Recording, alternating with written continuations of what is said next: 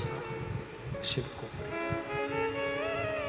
पार्वती माता ने भगवान शंकर को पाने के लिए कुछ नहीं करा, केवल शंकर के पार्थिव शिवलिंग का पूजन करा।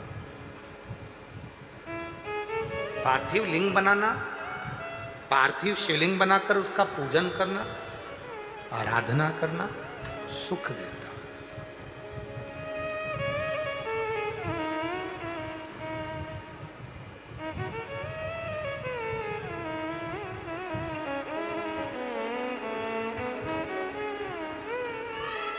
जैसे शिव जी का एक नाम है ब्रह्मेश्वर महादेव।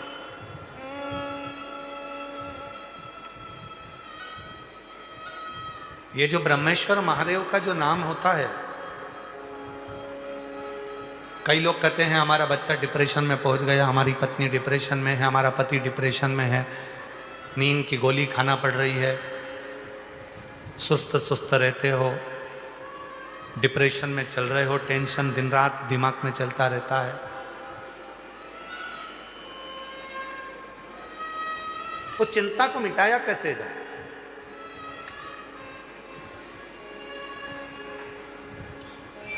सात बेलपत्र भगवान शंकर के शिवलिंग पर चढ़ाकर सावन के महीने में 2 लोटा जल शंकर भगवान को, आप लोगों को मालूम है ना, सारे समय पर 1 लोटा जल और सावन में 2 लोटा जल।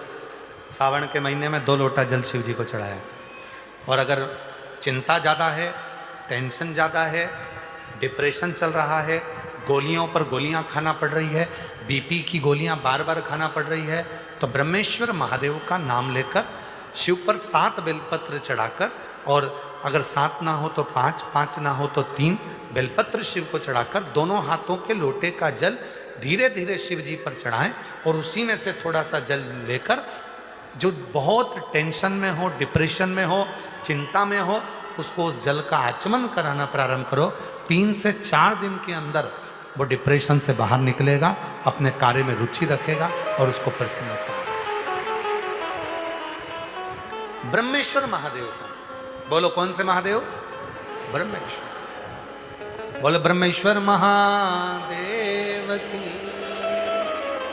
पार्थिव शिवलिंग के निर्माण को माता पार्वती जी ने किया और उसका फल मां जगत जननी जगदम्बा अंबा को प्राप्त हुआ।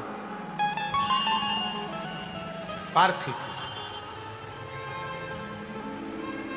पार्थिव पूजन कभी भी खाली नहीं जाता, कभी खाली नहीं जाता। पार्थिव पूजन अगर किसी ने करी है तो खाली नहीं जाएगा। आप लोग 11 अगस्त को जो सावन की शिवरात्रि है, उस दिन जब आप शाम को 7 बजे पूजन करें, भले आपकी थाली में पूजन का सामान हो ना हो, केवल पार्थिव शिवलिंग बनाकर बैठ जाओ। जब हम जल चढ़ाएं, आप भी साथ में जल चढ़ाओ। धीरे धीरे बाबा को बस दिया लगाकर बैठ भी गए, कुछ भी नहीं है तो भी बेलपत्र पत्र चढ़ाकर अगर जल चढ़ाओगे साथ में, तो निश्चित है कि पार्थिव पूजन का फल तुमको प्राप्त जरूर है। करिए, जिस चींटे में कभी पर नहीं आते वो चींटे में सावन में पर आ जाते हैं। जब चींटे को पर दे सकता है तो सावन में 1 लोटा जल चढ़ाने वाले को भी मेरा बाबा उड़ा तो सकता है, आगे बढ़ा तो सकता है, उन्नति की ओर ले जा तो सकता है। वो शिव तत्व है। और तेरी कृपा बिना ना हिले एक भी अणु, लेते हैं श्वास तेरी कृपा से तनु तनु। बखान क्या करूं मैं राखों के ढेर का, चपटी भभूत में खजाना कुबेर का। हे गंगाधार मुक्ति द्वार ओंकार तू, भोले ओंकार तू। आयो शरण शंभुतार तार तू। भगवान शिव। अब गर्मी आई, गर्मी में पूरे जीव मर गए, गर्मी में सब सूख गया, कीड़े मकोड़े मर गए गर्मी की तपन के कारण। पर सावन का 1 महीना जिसमें भगवान सबको फलना फूलना सब कुछ, पत्तियां भी फूलती हैं, फूल भी फूलते हैं, डालियां भी फूलती हैं, पशु पक्षी जानवर जलचर थलचर सब फूलते हैं। श्रावण का शिव को प्रिय है। और क्या कहा मेरे भोले बाबा ने नंदी से? ए नंदी, श्रावण का महीना हो, शिव तत्व की प्राप्ति को करने के लिए अगर कोई संसार का मानव मुझे पुकारता है, भजता है, शिव कथा कहती है, शिव जी कहते हैं नंदी से, उस जीव का कल्याण करने के लिए मैं स्वयं उसके द्वार तक पहुंच जाता हूं और उसका उद्धार कर देता हूं, उद्धार कर देता हूं। पर किसका चित्त लगे? सावन में भी कई लोग ऐसे हैं जिनका चित्त नहीं लग पाएगा, क्योंकि सावन का महीना होता है तो कमाई के स्रोत भी ज़्यादा हो जाते हैं। जीजियों की साड़ियाँ बिकने लगती हैं, फैशन का सामान बिकने लगता है, पर्स मोबाइल बिकने लगता है, सामान बिकने लगता है, क्योंकि उस समय व्यापार भी बढ़ता है। व्यापार इसलिए बढ़ता है क्योंकि भगवान भी चाहता है कि तेरा मन मुझसे हट जाए, व्यापार में लग जाए। क्योंकि भगवान को मालूम, हमने पहले भी कथा में कहा है, बच्चे को माँ गोदी में तभी तक रखती है जब बच्चा खिलौने से नहीं खेलता। खिलौने से खेलने लगेगा, माँ नीचे उतार देगी। उसी तरह भगवान तुमको अपने पास जब तक बुलाता है, जब तक तुम्हें अपना बना कर रखता है, और भगवान देख लेता है कि अब धीरे धीरे मेरे को इसको धन देना है, वैभव देना है, ये खिलौने से खेलना चालू करेगा, गाड़ी लाएगा, घोड़ा लाएगा, मकान बनाएगा, फर्नीचर बनाएगा, उसमें लग जाएगा, तो मेरे मंदिर आना छोड़ देगा। और मंदिर आना छोड़ दिया तो एक दिन मुझे धीरे धीरे, मैंने एक बार इसकी यहाँ वो पहले की माताएं, पुरानी माताएं क्या करती थी, मिर्ची बारिश के पहले भर के रख लेती थी, धनिया बारिश के पहले भर के रख लेती थी, हल्दी बारिश के पहले भर के रख लेती थी, अनाज बारिश के पहले भर के रख ले, क्योंकि 4 महीना खाएंगे, खत्म हो जाएगा, अगले महीने में फिर 4 महीने बाद ले आएंगे। उसी तरह भगवान तुम्हें एक बार का विभव दे देता है, एक बार का धन दे देता है, एक बार की दौलत दे देता है, फिर लोग उसको भोगने लगते हैं, और भोगते भोगते आखिरी में एक दिन ऐसा आता है कि डब्बा खाली हो जाता है। डब्बा खाली होता है, फिर रोने बैठ जाता है, तकलीफ आई, फिर लोटा लेकर भागता है। शिव जी कहते हैं जो मेरे मंदिर में, मेरी कथा में, मेरे रस तत्व में हमेशा एक जैसा लगा रहता है, उसकी जिंदगी को भी मैं हमेशा उन्नति की ओर बढ़ाते बढ़ाते अग्रणता में लेकर चले जाता, फिर उसको डाउन नहीं करने देता, उसको नीचे नहीं आने देता। जैसे श्रावण महीने में चढ़ाए गए कनेर के फूल, दुर्वा,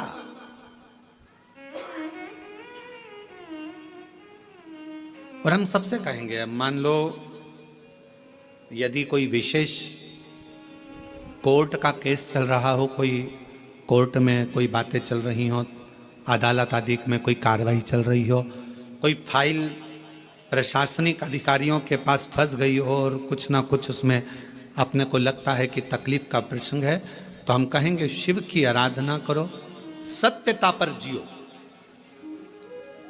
और साथ में 5 दुर्वा, 1 कनेर का फूल पीला, एक पीला कनेर, 5 दुर्वा, 5 बेलपत्र लेकर शिव जी के मंदिर में जाकर शिवलिंग पर समर्पित कर कर 2 लोटा जल सावन के महीने में उसी पर बेलपत्र कनेर के फूल पर चढ़ाइए। देवाधिदेव महादेव की कृपा होगी। ज़्यादा से ज़्यादा 6 महीना, 7 महीना, इससे ज़्यादा निर्णय आप ही के पक्ष में। हम शंकर जी को जल कहाँ बैठ के चढ़ाते हैं?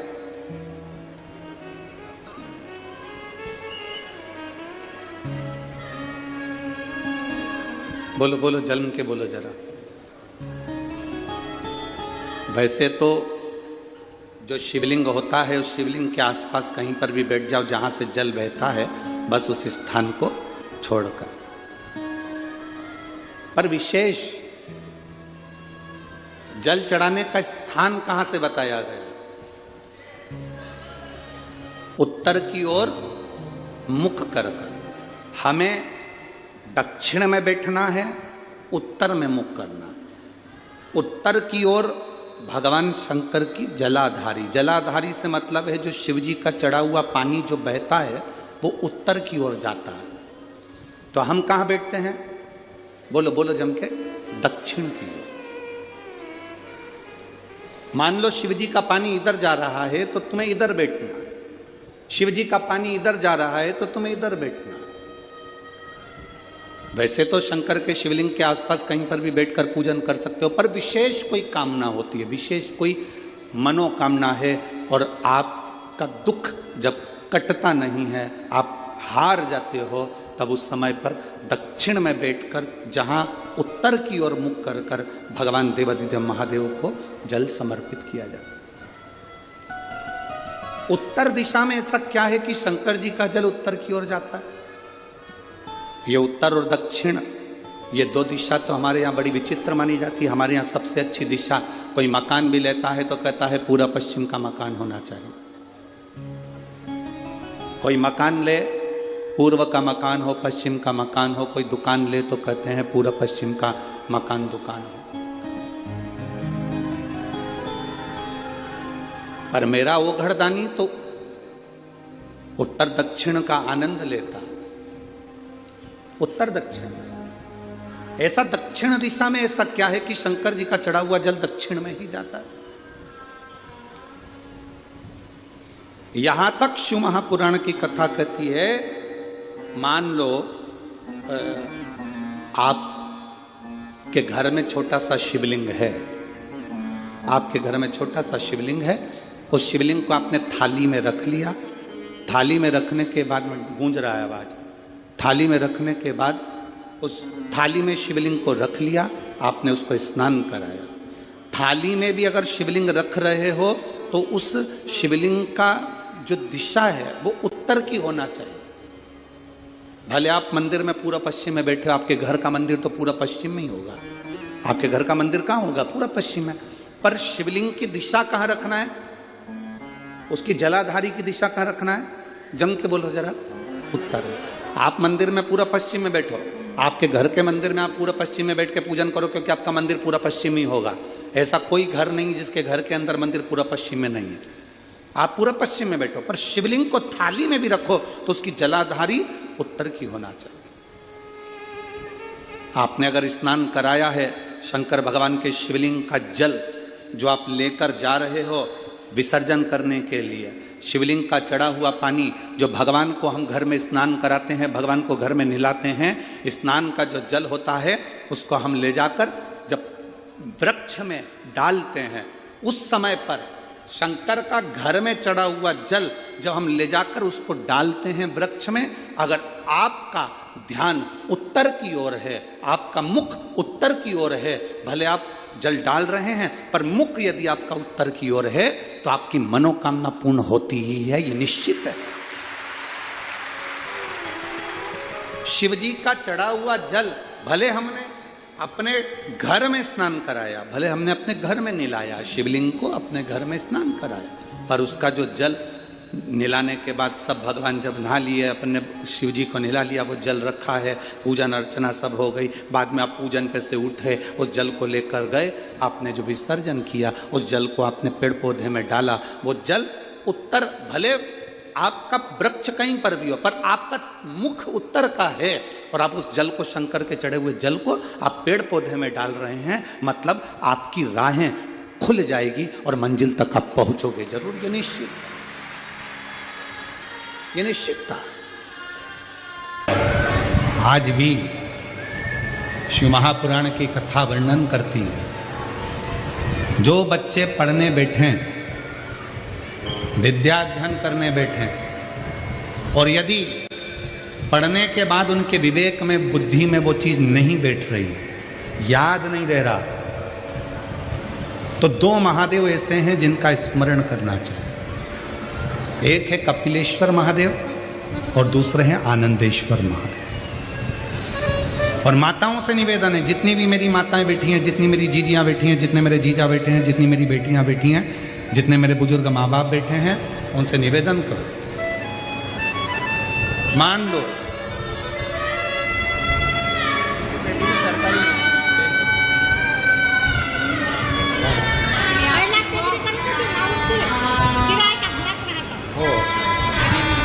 अब हो गया खुद का बन गया, अब हो गया। एक बेटे का सरकारी नौकरी लगा है, एक बार जोरदार ताली बजाकर स्वागत करें। स्मरण रहे,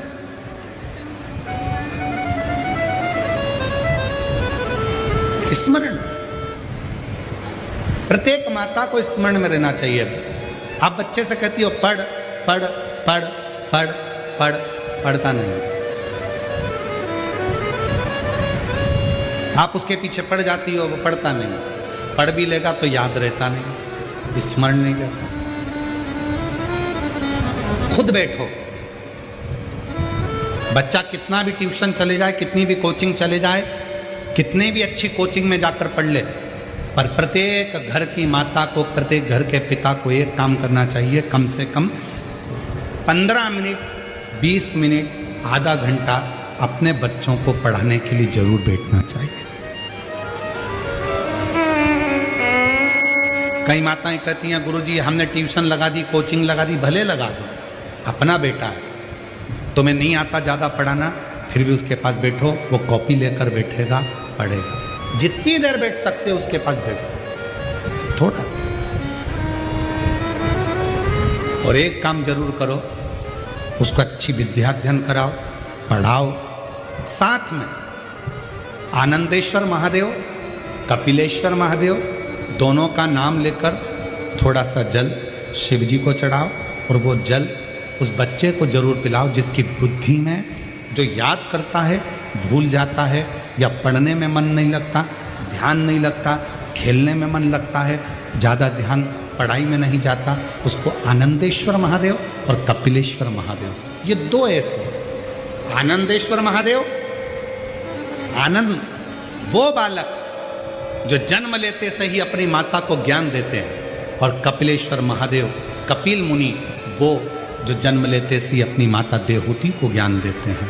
ये दो विद्वत्ता के विषय, विद्वत्ता के दोनों। कौन कौन से महादेव हैं? पहले जम के बोलो, आनंदेश्वर महादेव। दूसरे कपिलेश्वर, आनंदेश्वर और कपिलेश्वर। तो ये बच्चे भी चाह सकते, आपने पढ़ा ही नहीं इसको, लो इसको नाम करो इसका, आप ही रख दो कुछ नाम। अब 4 साल के हो, नाम तो रखना, 1.5 साल के नाम रखो। शंभू, प्रणाम कर, प्रणाम कर, नमन कर, शंभू। 4 साल के बाद हुई है, एक बार जोरदार ताली बजा। बेटे का सरकारी जॉब लगा है, बहुत बहुत साधुवाद, बधाई, खुशी हो मनाओ। अब तो लग गया जॉब है, अब एक बेटे को देना है। आपकी कृपा से बस आपको तो अच्छी भी ना। एक बेटे के लिए जाओ। बेटा केरला में है। शिव कथा कह रही है, 2 महादेव ऐसे हैं, एक आनंदेश्वर, एक कपिलेश्वर, जो बुद्धि प्रखर कर, बुद्धि प्रबल कर।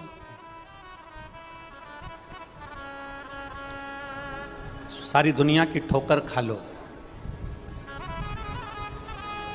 सारी दुनिया के हाथ जोड़ लो, सारी दुनिया से निवेदन कर लो, और उसके बाद भी तुम्हारी दुख की घड़ी समाप्त नहीं हो, तब प्रयास करना। तुम्हारे घर में कोई गमला हो, कोई पौधा लगा हो, जो भी पौधा लगा, हम ये नहीं कहेंगे कि वो गुलाब का है, कि गेंदा का है, कि शमी का है, कि बेलपत्री का है, जो पौधा तुम्हारे घर में लगा, जो पौधा, एक प्रयास करना। अभी सावन चालू हुआ है, अगर तुम्हें लगता है कि मेरी दुख का समय समाप्त नहीं हो रहा, मेरी दुख की घड़ी समाप्त नहीं हो रही, तो घर में रहने वाले जितने लोग आस्था चैनल पर कथा सुन रहे हैं, जितने फेसबुक यूट्यूब पर कथा सुन रहे हैं, और जितने पुष्कर राज की इस पावन धरा पर बैठकर कथा सुन रहे हैं, उनसे निवेदन करेंगे, श्रावण 2 सावन अब की बार हैं, एक अधिक मास का भी पड़ेगा और एक श्रावण ये पड़ेगा। ये जब 2 श्रावण पड़ते हैं तो इसमें हरि और हर का मिलन होता है, हरि और हर का मिलन, क्योंकि अधिक मास जो है वो भगवान पुरुषोत्तम का है, भगवान विष्णु का, और सावन के मध्य में अगर पड़ रहा है तो देवाधिदेव महादेव के साथ भगवान हरि का मिलन हुआ है, इसलिए इसको हरिहर श्रावण कहते हैं। ये 2 महीने के श्रावण में अगर मान लो एक दिन आपका निकल भी गया, 2 दिन आपके छूट भी गए, कोई दिक्कत की बात नहीं है। जो पेड़ तुम्हारे यहाँ लगा हो, जो पौधा तुम्हारे यहाँ लगा हो, जो वृक्ष तुम्हारे यहाँ लगा हो, जो क्यारा तुम्हारे यहाँ हो, कुंडी तुम्हारे यहाँ हो, उसी की मिट्टी को, उसी के पेड़ के नीचे, उसी पौधे के नीचे, उस मिट्टी को थोड़ा सा हाथ से उसको उठाकर एक लिंग की आकृति बना लें। उसमें जलाधारी बनाने की जरूरत नहीं, केवल लिंग की आकृति बनाकर उसी की पूजन वहीं कर कर पानी चढ़ाकर 15 से 20 मिनट बाद अपना काम करने के बाद उसी को उसी मिट्टी में विसर्जन कर दें अपनी कामना कर कर। देव अधिदेव महादेव 2 महीने के बाद क्या देगा ये वही जान सकता है। वो क्या प्रदान करेगा ये उसके ऊपर। देख लिया हमने, बहुत बहुत प्रयास कर कर देख लिया, सारी दुनिया का हमने प्रयोग कर कर देख लिया। इनसे भी पूछा, उन्होंने कहा वाशरूम इधर बना दो, वास्तु शास्त्री ने कहा ये बना दो, ज्योतिषाचार्य ने कहा ये बना दो, उन्होंने कहा ये बना दो, उन्होंने कहा वो बना दो। हमने दुनिया का काम कर कर देख लिया, हाथों की अंगूठियां बदल कर देख ली, नग आभूषण बदल कर देख लिए, सोने की दिशा बदल कर देख ली, सीढ़ियों की दिशा बदल कर देख ली। अब जब सारी दिशा बदल कर देख ली, सारा काम कर कर देख लिया, उसके बाद भी अगर हमारी ग्रह दशा नहीं सुधरे, हमने सबके दरवाजे जाकर देख लिया, देवी देवताओं उनके भी धोख धोख के देख लिया, पर जब भी अगर हमारी दशा ना सुधरे तो फिर कहीं मत जाना, महादेव के चरणों में जाकर बस उसकी आराधना में लग जाना, फिर वो संभाल ले।